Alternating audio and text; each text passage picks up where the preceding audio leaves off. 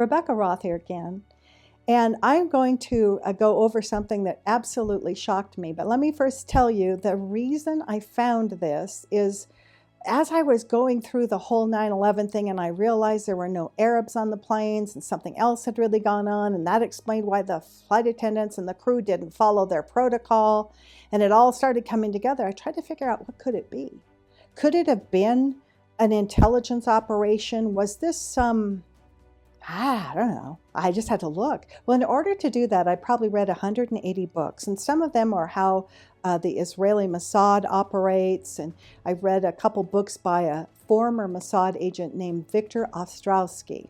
And I found something there that is absolutely going to blow your mind. And I'm going to take you over to my computer, so I think I can show you, because I have it on my Kindle, I can show you and maybe tell you exactly the story that is going to blow your mind. Because I have a lot of people say, well, why would this government or that government or our government, why would they do this 9/11 thing? What was the benefit? Well, I'm about to tell you. All right.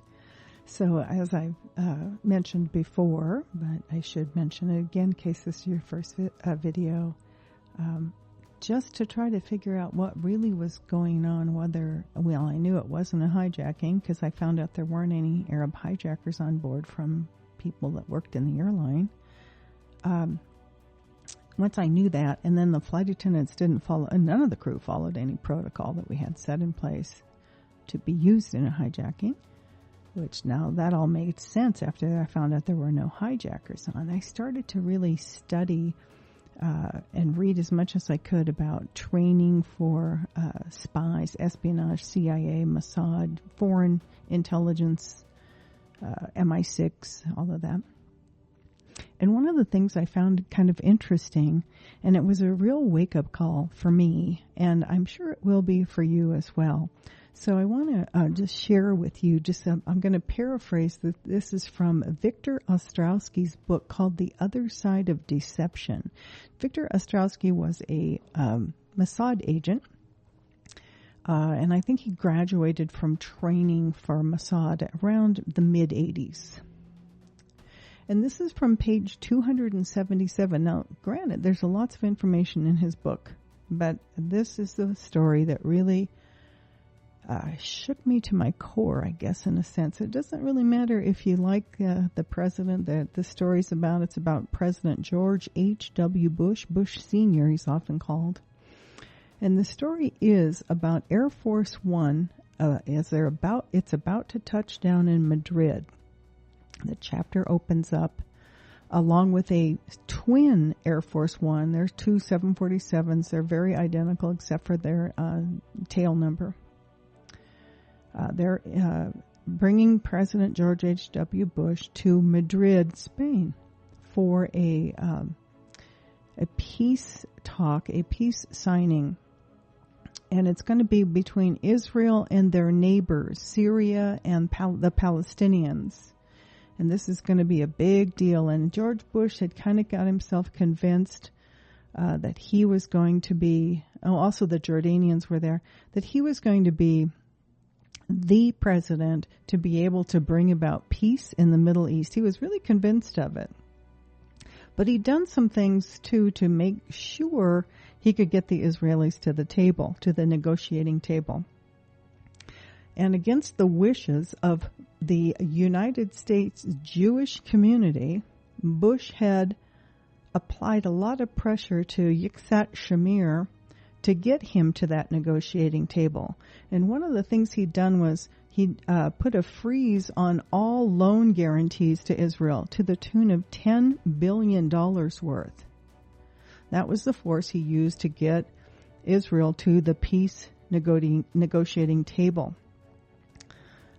This is pretty interesting because the book goes on to explain that Bush was, for doing that, instantly put on a blacklist of every Jewish organization inside the United States of America.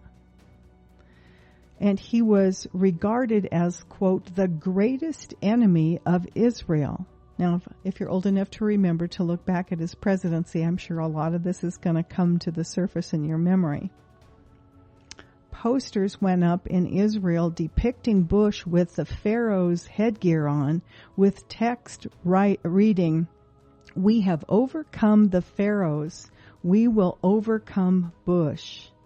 Israeli messengers in all communities across the United States, the book goes on to explain, launched full-fledged attacks against Bush, feeding the media an endless stream of criticism. At the same time, making it clear to Vice President Dan Quayle that he was still their sweetheart. They didn't want to upset him. The book discusses how Israel felt about other presidents, in particular John F. Kennedy, and we know what happened to him. Then it also refers to Nixon and Ford and Carter. Now back to the Madrid Peace Conference. The Israeli right-wing Likud party, they are the party that's in power now, Bibi Netanyahu's party, were set to stop the peace process. This is still that same chapter. The right-wing clique inside Mossad, that's their CIA, their intelligence agency, regarded this situation as a life or death crisis, and they decided to do something about it. Now, I want you to stop and think about what you're about to hear, because this is where it really shocked me. They felt Bush would be out of his element on October 30th when he arrived in Madrid to open the peace talks. The Spanish government had mobilized more than 10,000 police and civil guards. There were lots of world leaders there. This was going to be the big Middle East peace thing, agreement. Mossad had managed to get the security plans. The plan was, are you ready for this? Buckle up. Their plan was to assassinate George H.W. Bush. The Mossad planned to do it.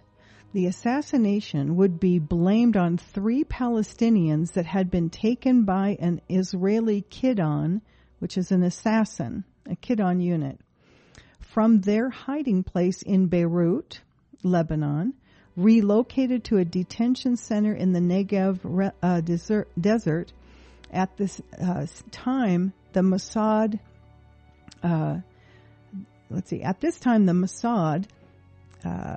had made various threats against Bush. They did the call-in. They said, we're going to kill him, that kind of stuff. And, they're making, we've heard, the Palestinians want to kill him, Iranians, whoever. They promoted all of that in the media. So they set the stage so when all of this happened, it would be blamed on these 3 patsies they were bringing in. They even used the name Abu Nidal, famous terrorist, because they knew that it was a guaranteed name to get lots of attention. They did the same thing later on with Osama bin Laden. Typical. They ran them both. The Mossad leaked to the Spanish media that 3 terrorists were on their way to Madrid and were planning an extravagant action, very similar to 9/11. They called it spectacular. So the Mossad had all the security plans that the Spanish had put together, and they would easily be able to bring the 3 Palestinians to the forefront to kill or capture and then kill. They did get killed, by the way. And then scoring a victory for the Mossad, so they would be able to say, see, we did that, but unfortunately, they would say, and this was their plan, they hadn't been able to save President Bush. They were going to shoot him and blame it on the Palestinians. So they knew he was going to be dead. This was like a typical false flag. But protecting him was not their job, they would say. And they would have killed the Palestinians. That was their plan, so that the incident would have been just wrapped up at that point, because the Palestinians they blamed it on would be dead. They wouldn't be able to say, no, we didn't do it. Starting to feel like Siran and that kind of stuff, isn't it? So it shouldn't surprise you too much, but this story really kind of shook me. Because they weren't getting what they wanted from the President of the United States and George H.W. Bush. He was too friendly to the Saudis. They weren't in so much control of him as what we're seeing maybe right now. Anyway, Victor Ostrowski goes on to tell how he had a friend in Israel, and it indicates that this guy is inside Mossad. And he called him up and said, Ostrowski's in Canada, that they're out to kill Bush. And he said, well, what do you mean? And he says, no, I really mean they're going to kill him, like as in assassinate. And Ostrowski asked him, well, why don't you call somebody at the CIA and let them know? And he said, I don't really have anybody there, but we need to make this story public so we can stop it from happening. So they were on the backside trying to circumvent this assassination. And then, of course, it would have been blamed on the Palestinians, and then you see what's happening like after October 7th. So, long story short, then Victor, he goes on to knowing this, he has the plan, and he goes on to do a planned speech in the Parliament in Ottawa, Canada, where he explained the dangers of Mossad and the danger it presented to any peace initiative. What they would do to stop any peace initiative. Well, when somebody asked him, what would the Mossad do to stop the peace process, like the one that was just going to happen in a week or so in Madrid? And he told them that his sources in the Mossad said that he wouldn't be surprised if they tried to kill the President of the United States and blame it on some extreme Palestinians. He later learned that someone in attendance at that meeting was friends with a former U.S. congressperson who was also close friends with President Bush Sr. And he ended up calling Ostrowski after he heard about this and asked him, was that a metaphor? Or are you serious? Is somebody planning to do this? And of course, Ostrowski said, no, this is serious. It's real danger. They ended up getting the word to the Secret Service. It took a while, but it did get happening. So they were able to get that word to him. And then there was a lot of hubbub there when Bush did land in Madrid. Before that, I should say that Ostrowski explained to the Secret Service that Air Force One could easily be taken out by a surface-to-air missile or even a piece of explosive luggage brought on board by an unsuspecting reporter in recording or their recording equipment or their cameras. And so the Secret Service came and they interviewed Victor Ostrowski.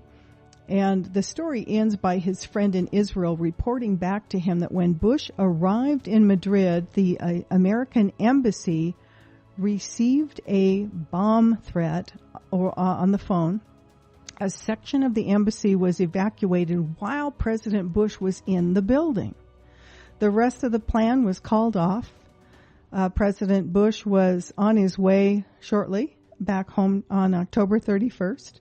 The Secret Service the next day put out a memo about the dangers of reporters' equipment being messed with as a possible threat toward Air Force One. The thing that I found really just mind-blowing about this is that they, if you listen to the media, they are our best friends and the closest allies in the Middle East. And in order to stop the peace process between Israel, Palestine, Palestinians, Jordan, and Syria, which we can see what's happening now for the last couple of years, that they would do this, that they would kill the President of the United States.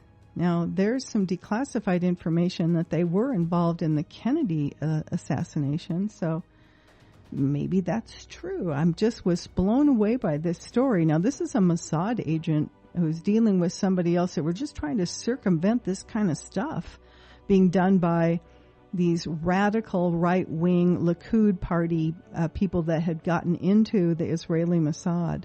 And I found it kind of similar to 9/11, where the Mossad also came to the CIA with their information, but it was too little too late. And now we know in retrospect that there weren't any Arab hijackers, but we do know that there's a lot of them connect to different intelligence agencies, including the Mossad. It's interesting, too, because another pattern they seem to have is threats to embassies, not theirs, but U.S. embassies like Tanzania and, Kenya. It's crazy. So there's some interesting parallels here. But what's fascinating to me is that they would do this to prevent peace, and that they were willing to assassinate the president and blame it on Palestinians. And I remember when Pan Am 103 went down, I was flying, and I was mostly flying 747. And I had actually a friend of mine, his sister was on the plane. And so I was obviously watching that very closely. And that was kind of weird too, because that all connected with Middle East peace around that same timing. At the time I didn't think about it, but reading this book, I remembered then that Pan Am had hired some former Mossad person to work on their luggage stuff and their security in Frankfurt. And we were told about that the following year in training. So I just thought it gives everybody something to think about. Again, it's not my story, but I found it interesting in just reading about what lengths a government, an agency, a group of people in Israel would do to stop the peace process. I think we can see a lot more sense. And this was like in 1991. So this is not anything that hasn't been going on. I mean, it's been going on for a long time. Anyway, if you would like to read the book, it's called, the first book he wrote was By Way of Deception, which is the Mossad's motto. And The Other Side of Deception is the second book, and that's where I got this story from. And it was just kind of really shocking to me, because as I went through and realized that it wasn't a hijacking, there weren't any hijackers, but there's a lot of people involved in the story that do connect to Mossad. And I'm going to do another video about some of the other people that they're connected to 9/11, not really connected, but they have a very interesting Mossad connection. And you may be familiar with this story of these traveling art students from Israel. And I happen to have become friends with one of the DEA agents that started work on this report. And it ended up being 60-some pages about these art students that were going around the country. And this was about 18 months or so before 9/11 happened. Fascinating story. And in reading Gordon Thomas's book, Gideon's Spies, I found who they were. So I'll do a video on that as well. So there you go. It gives you something to think about, doesn't it? Oh, peace.